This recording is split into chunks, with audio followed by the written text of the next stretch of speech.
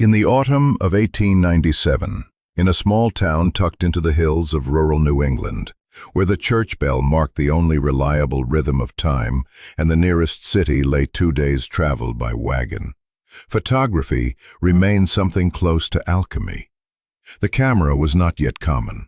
It was expensive, precious, reserved for moments that mattered: birth, marriage, and death.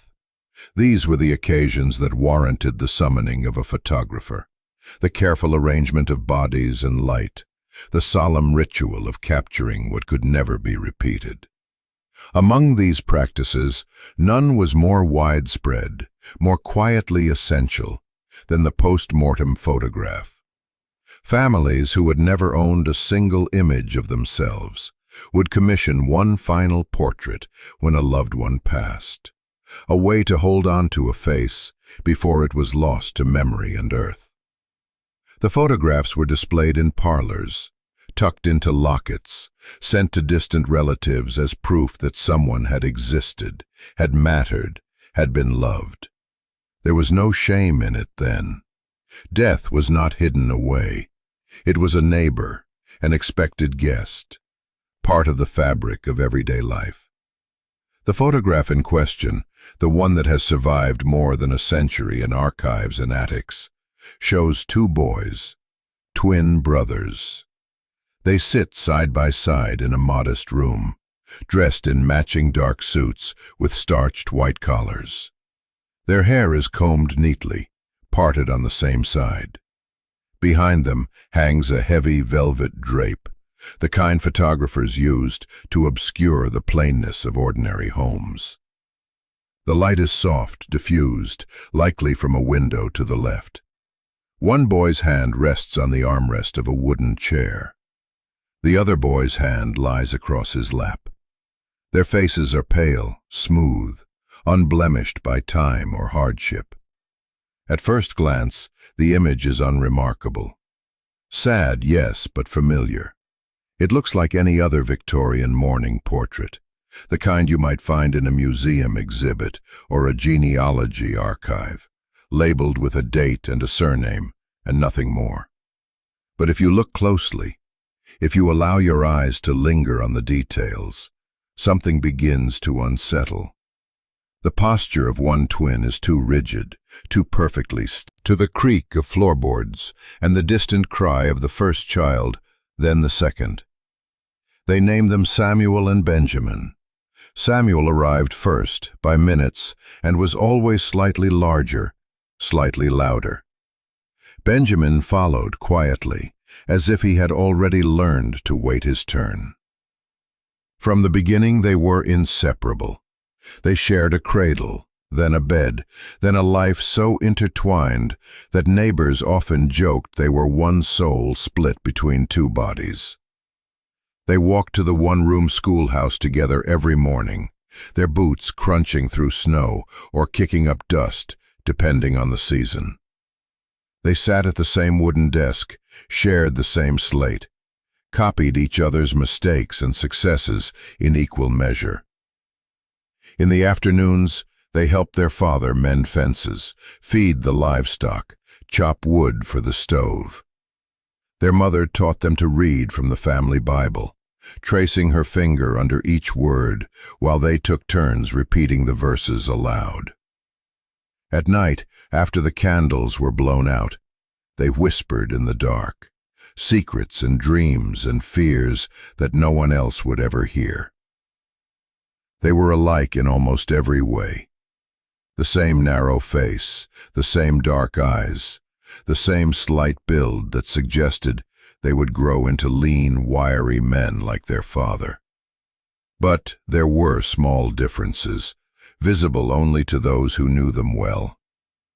Samuel was more likely to laugh, to take risks, to climb higher in the trees or wade deeper into the creek. Benjamin was quieter, more careful, more prone to watching the world with a kind of thoughtful sadness that seemed too old for his years. Samuel would start the games. Benjamin would remember the rules. Samuel would forget his coat on cold mornings. Benjamin would remember to bring it back.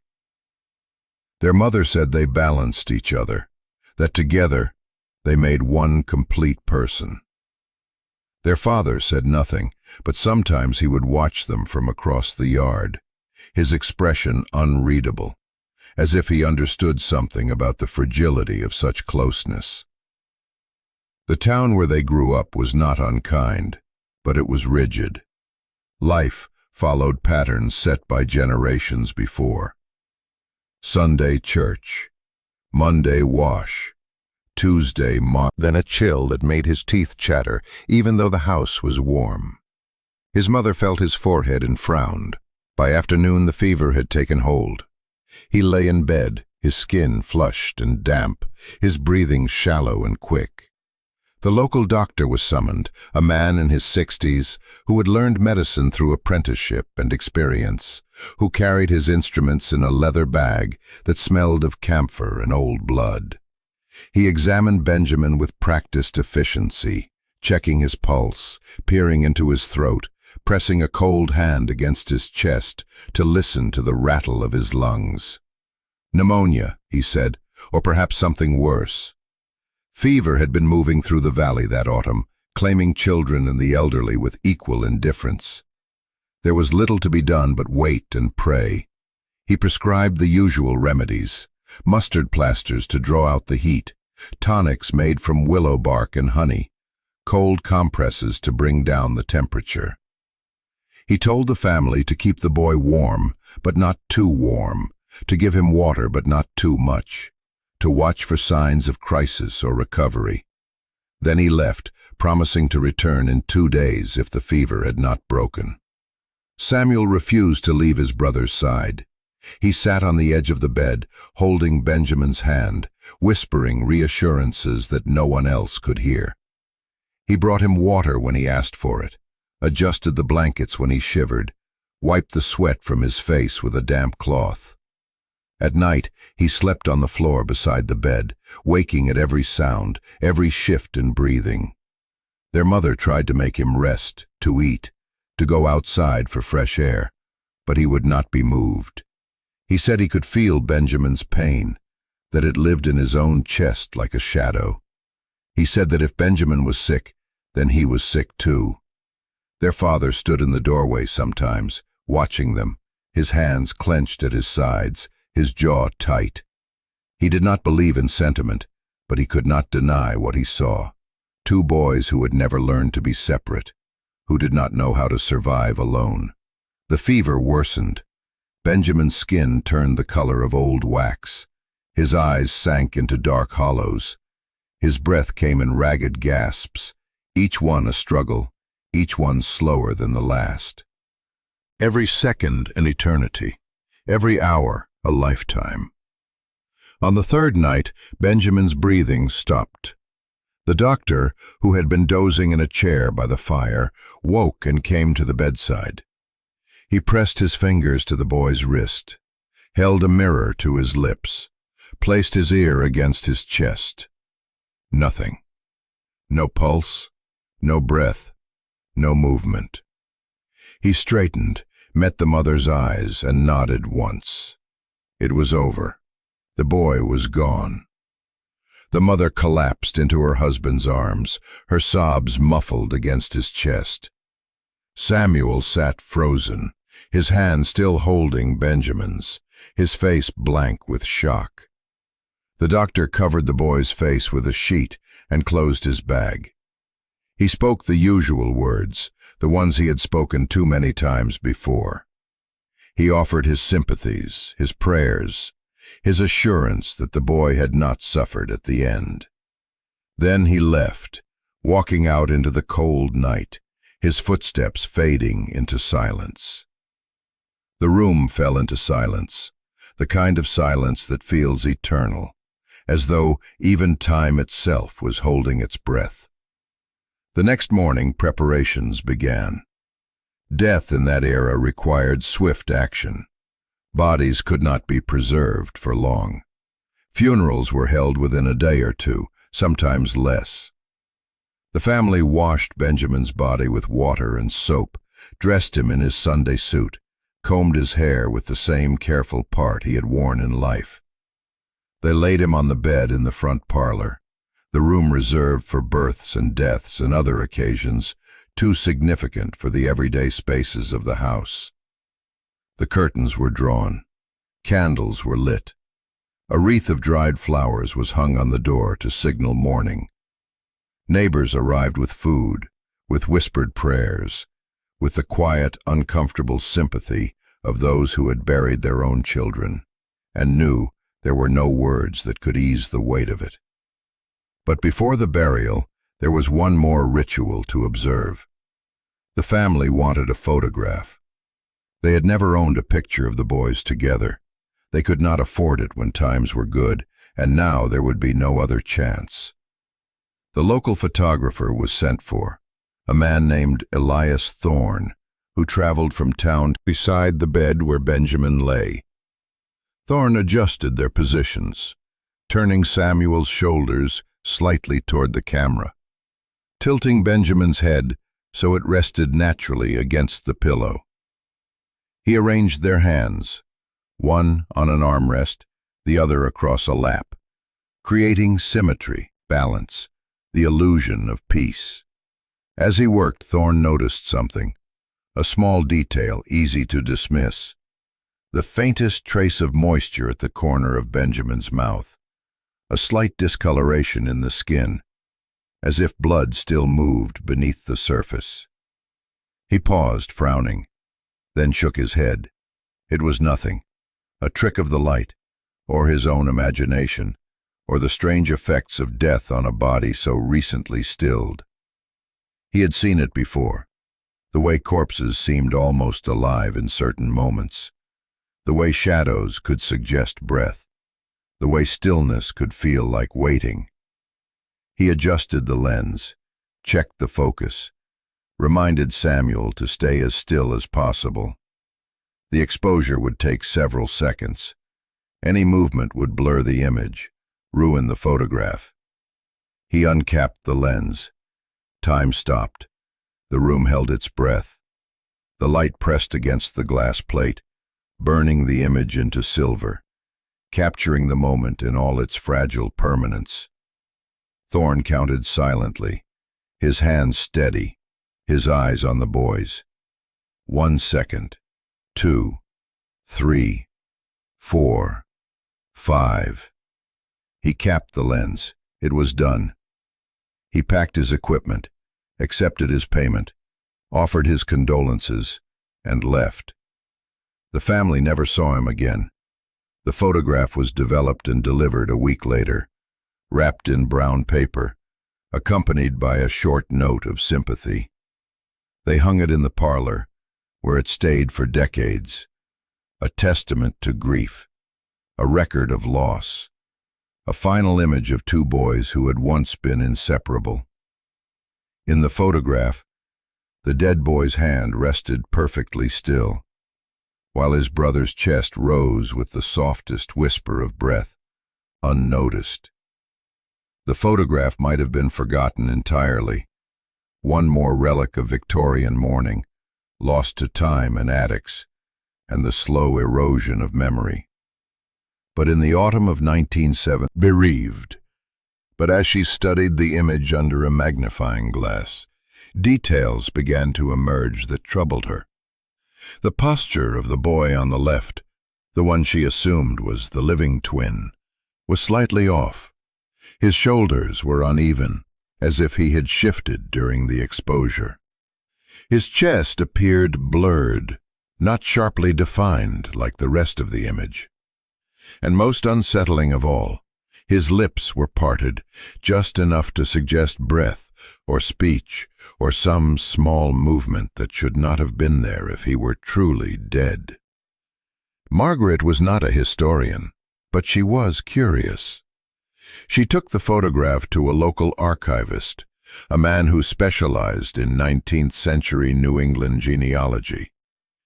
He examined it with professional detachment, noting the quality of the image, the type of plate used, the likely date based on clothing and photographic technique. Then he paused. He looked closer, He pointed out the same details Margaret had noticed, and others she had missed. The faint blur around one boy's torso, the slight difference in skin tone, as if one face held more warmth than the other. The positioning of the hands, one perfectly relaxed, the other with fingers slightly curled, as if gripping something invisible. He suggested she search for records, death certificates, family Bibles, census data, anything that might clarify which boy had died and when. Margaret spent the next several months following threads through archives and courthouses and historical societies. She found a death certificate dated October 12, 1897, for Benjamin Carver, age 13. Cause of death listed as pneumonia. She found a census record from 1900 showing Samuel Carver, age 16, still living with his parents on the same farm. She found letters written by the boy's mother to a sister in Vermont, describing the illness, the death, the unbearable grief of losing a child. But she also found something strange. A note in a doctor's journal, dated 3 days after Benjamin's death, mentioning a follow-up visit to the Carver household. The entry was brief, cryptic. Returned to confirm status, holding a mirror to the lips, watching for condensation. They felt for a pulse at the wrist or neck, pressing their fingers into skin and hoping to detect the faint flutter of blood moving through veins. They listened to the chest with a stethoscope, a relatively new invention, or simply by pressing an ear against the ribs. These methods were crude, imperfect, easily fooled. A person in a deep coma could appear dead. A heart beating too slowly or too faintly could go undetected. A breath too shallow to fog a mirror could be mistaken for stillness. There were documented cases of people declared dead who later revived, sometimes hours or even days later.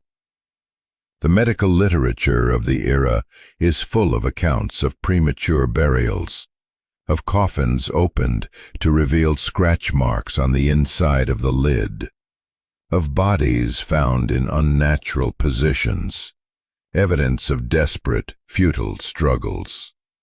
The fear of being buried alive was widespread, so pervasive that inventors developed safety coffins, equipped with bells or flags, that could be activated from inside the grave. These devices were rarely used, but their existence speaks to the terror that haunted the Victorian imagination. The knowledge that death was not always as final as it seemed. One condition in particular, catalepsy, was responsible for many mistaken declarations of death. Catalepsy is a neurological disorder characterized by muscular rigidity and a trance-like state in which the person appears completely unresponsive. The heartbeat slows to the point of being undetectable. Breathing becomes so shallow that it can barely be perceived.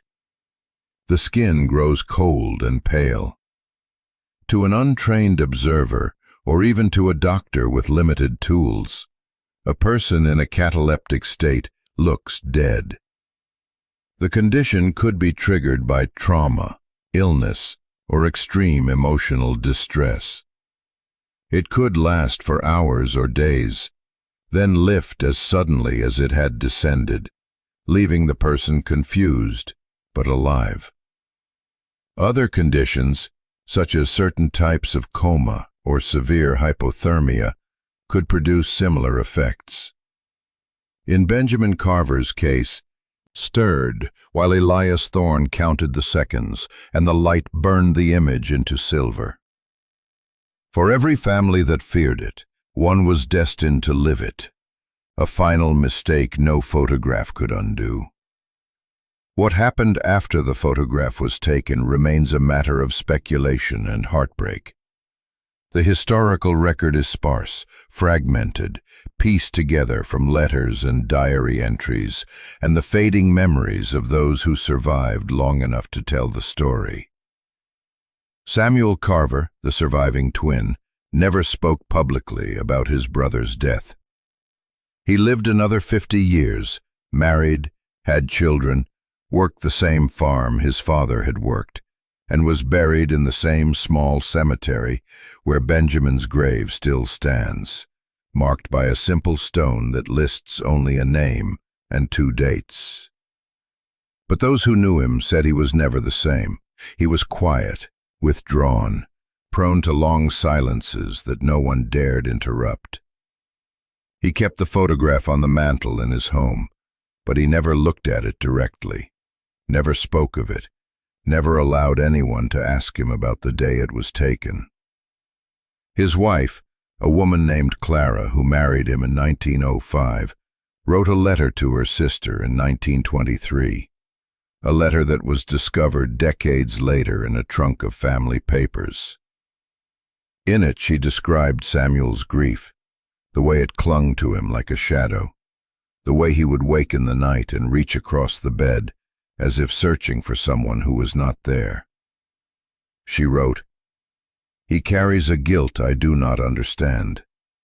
He says he should have known. He says he should have felt it. I tell him he was only a boy, that no one could have known. But he does not believe me. He looks at that photograph sometimes, when he thinks I am not watching, and I see something break in his face, something that never heals." The guilt Clara described is common among survivors of twins. The bond between twins is unlike any other human relationship. It begins in the womb, 2 bodies growing side by side, sharing the same space, the same nutrients, the same rhythm of a mother's heartbeat. It continues through childhood, through adolescence, through life. A connection so deep that it often understands better than anyone else in the world. The mother's letters, too, carry traces of doubt and anguish. In one, written to her sister 2 years after Benjamin's death, she described a recurring dream in which she hears her son calling to her from a great distance, his voice faint but desperate, and she cannot reach him, no matter how hard she runs. In another, she mentioned the doctor's return 3 days after the burial, a visit she found strange and unsettling. She wrote, "He asked if we were certain, if we had checked, if we had truly known. I told him yes, of course, how could we not be certain? But his face, Sarah, his face held something I cannot name. Regret, perhaps, or fear. He left without saying more, and I have not seen him since." For the boy who survived, every glance at that photograph was not memory, but accusation. The story of the Carver twins, like so many stories of the 19th century, became woven into the larger tapestry of cultural memory. It was not an isolated incident. The Victorian era was obsessed with death in a way that modern sensibilities struggle to comprehend. Death was visible, tangible, omnipresent. It happened at home, not in hospitals. It claimed children as often as adults. It shaped the rhythms of daily life, the structure of mourning, the rituals that governed grief. Spiritualism flourished during this period, a movement predicated on the belief that the dead could communicate with the living, that the veil between worlds was thin and permeable. Seances became fashionable among the middle and upper classes. Mediums claimed to channel the voices of lost loved ones, to produce ectoplasm and table rapping and messages from beyond. Photography itself was often linked to the supernatural. Spirit photographers promised to capture images of the deceased hovering beside the living, translucent figures with solemn faces and outstretched hands. Most were frauds, double exposures, and clever darkroom tricks. But people wanted to believe. They needed to believe. Post-mortem photography, by contrast, was not about the supernatural. It was for signs of life. Embalming, which had been rare before the Civil War, became more common, ensuring that a body was truly lifeless before it was laid to rest. The invention of the electrocardiogram in the early 20th century provided, for the first time, an objective measure of cardiac activity, a way to confirm death with certainty. These changes saved lives, prevented tragedies, eased the fears of a population that had lived too long with the knowledge that death was not always what it seemed. But for the families who experienced such tragedies firsthand, who buried a child or a parent or a sibling, only to later discover evidence that life might have lingered, that breath might have whispered in the silence, that consciousness might have flickered in the dark, the reforms came too late. The weight of what might have been, the unbearable possibility that a loved one had been aware, had been afraid, had been alone in those final moments, was a burden no amount of medical progress could lift. Modern historians who study Victorian death culture approach these stories with a mixture of fascination and unease. They recognize the historical context, the limitations of medical knowledge, the cultural attitudes that shape the rituals and practices of mourning. But they also recognize the horror embedded in these stories, the very real possibility that some of the dead were not dead at all.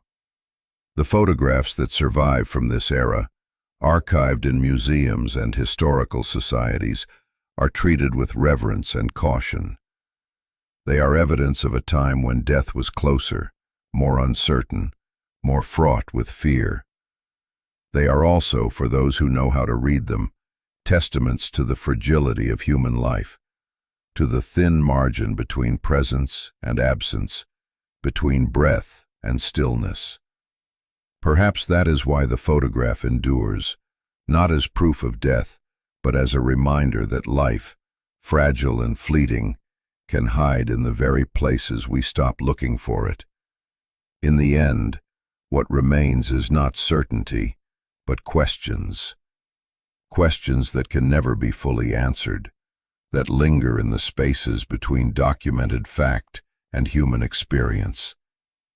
Did Benjamin Carver die in that bed on the night of October 9th, 1897? Or did he slip into a state so deep, so still, closed, his body arranged with a careful stillness of death?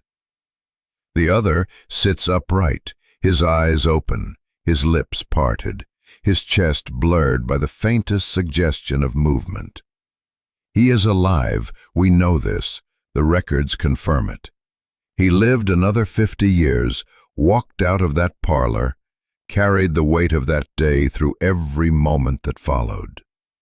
But in the photograph, in that frozen instant, he is caught between two states, between presence and absence, between brother and ghost.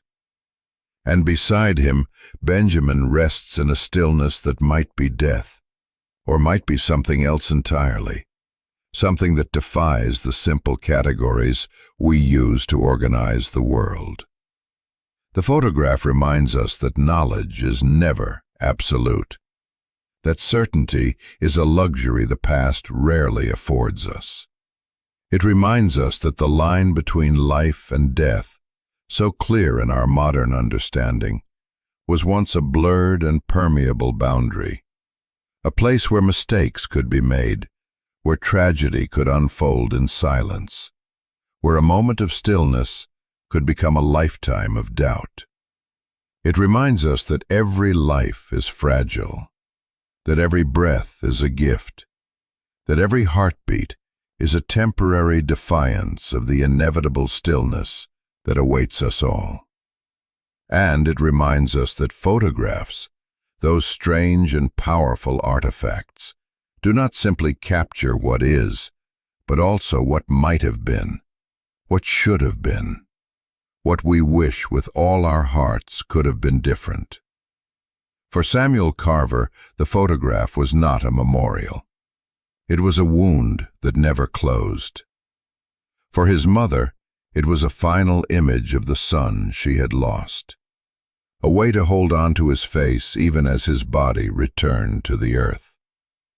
For the doctor who declared Benjamin dead, it was perhaps a nagging doubt, a question he could not answer, a case he could not forget. For the photographer, Elias Thorne, it was simply another job, another moment of grief he documented and left behind, moving on to the next town, the next family, the next portrait. But for us, looking back across more than a century, the photograph is something else. It is a mystery. The photograph is, as the past is, a fragment of time, preserved in silver and shadow, waiting for someone to notice, to wonder, to ask the questions that have no answers, and perhaps that is enough.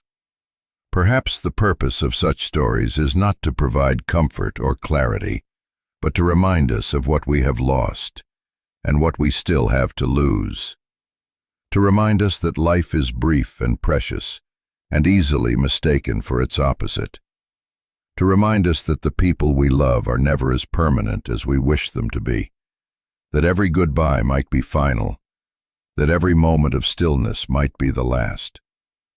To remind us that we are all in the end as fragile as those two boys sitting side by side in a darkened room, waiting for the light to press through the lens, waiting for time to stop, waiting for the shutter to close and the moment to pass into memory, into history, into the strange and haunted country where the past lives forever and the dead are never entirely gone.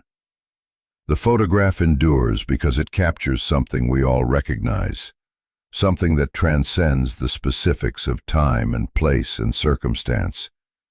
It captures the unbearable closeness of life and death, the way they sit beside each other like twins, indistinguishable to the untrained eye, mirror images of each other, one breathing, one still.